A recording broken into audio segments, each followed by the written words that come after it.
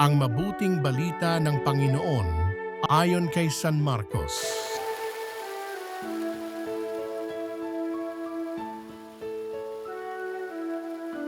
Noong panahong iyon, sinabi ni Jesus sa kanyang pagtuturo, "Mag-ingat kayo sa mga eskriba na mahilig maglalakad ng may mahahabang kasuutan at natutuwang pagpugayan sa mga liwasan.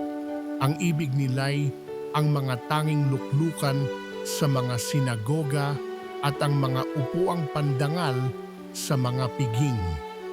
Inuubos nila ang kabuhayan ng mga babaeng balo at ang sinasangkalay ang pagdarasal ng mahaba, lalo pang bibigat ang parusa sa kanila."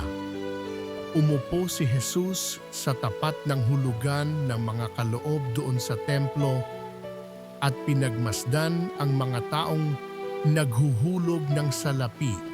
Maraming mayayamang naghulog ng malalaking halaga.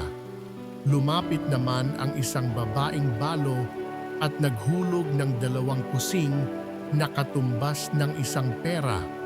Tinawag ni Jesus ang kanyang mga alagad at kanyang sinabi, "Sinasabi ko sa inyo, ang dukhang balong iyon ay naghulog ng higit sa kanilang lahat, sapagkat ang iba'y nagkaloob ng bahagi lamang ng hindi na nila kailangan, ngunit ibinigay ng balong ito na dukhang-dukha ang buo niyang ikabubuhay." Ang mabuting balita ng Panginoon